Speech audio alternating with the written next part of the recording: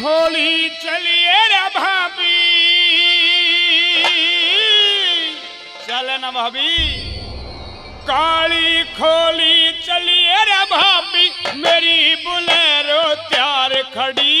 अपनी ताई ने समझा ले करनी से इनकार खड़ी। अपनी ताई ने समझा ले करनी से इनकार खड़ी। काली खोली चलिए रे भाभी, काली खोली चलिए भाभी, मेरी बुलेरो तैयार खड़ी। अपनी ताई ने समझा ले करनी से इनकार खड़ी। अपनी ताई ने समझा ले करनी से इनकार खड़ी।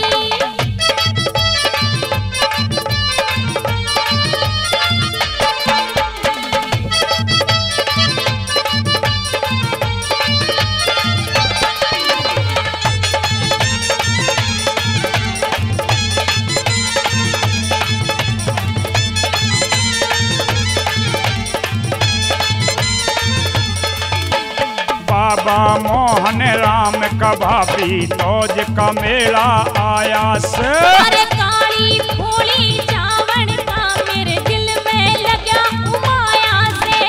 बाबा मोहन राम का भाभी तोज का मेला आया से। अरे काली खोली चावड़ का मेरे दिल में लगा उमाया से। काली खोली चावड़ का मेरे दिल में लगा उमाया से। फिर क्यों टाइम लगाया से रे रे रे रे रे रे रे रे रे रे। फिर क्यों टाइम लगाया से, किसका करती इंतजार खड़ी। अरे अपनी ताई ने समझा ले करनी से इनकार खड़ी। अच्छा। अपनी ताई ने समझा ले करनी से इनकार खड़ी। दीवाना जो भी हो गया बाबा के नाम का, दीवाना जो भी हो गया बाबा के नाम का। सच्चा मार्ग मिल गया हो, सच्चा मार्ग मिल गया मुक्ति के धाम का। सच्चा मार्ग मिल गया मुक्ति के धाम का।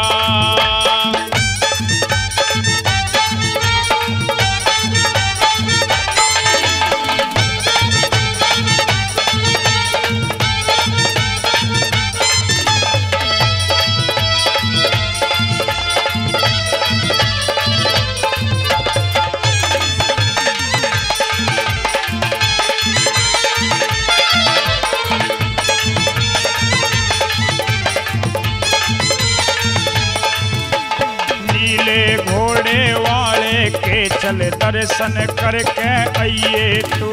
मेरी सास बड़ी कलहारी, चल उसने समझाइए तू। अब नीले घोड़े वाले के चल दर्शन करके आइए तो।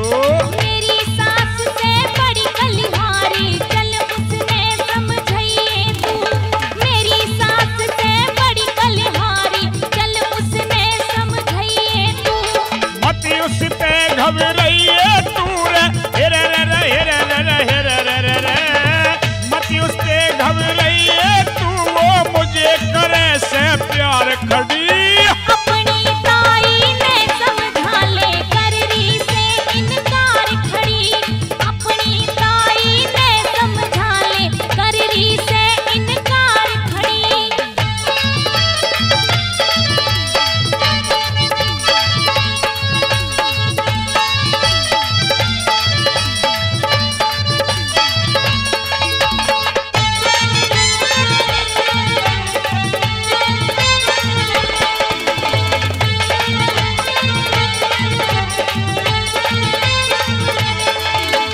जल्दी होले प्यार में भाभी समझा दूंगा ताई ने। बाबुड़िया ना मानेगी तो मना लूं तेरे भाई ने। जल्दी होले प्यार में भाभी समझा दूंगा ताई ने। अरे बाबुड़िया ना मानेगी तो मना लूं तेरे भाई ने। बाबुड़िया ना मानेगी तो मना लूं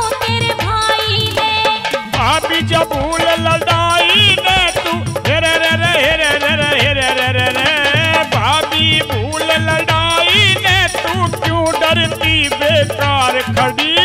अपनी ताई ने समझा ले कररी से इनकार खड़ी। अपनी ताई ने समझा ले कररी से इनकार खड़ी।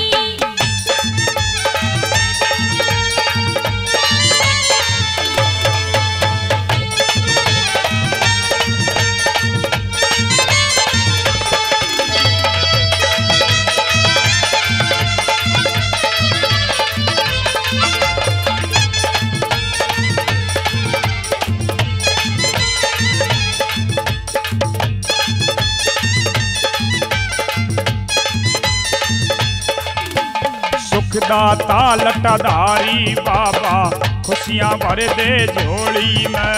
लिखता है हर नाम फैसला उसकी कथा बड़ोली में। सुखदाता लटाधारी बाबा खुशियां भर दे झोली में। लिखता है हर नाम फैसला उसकी कथा बड़ोली में।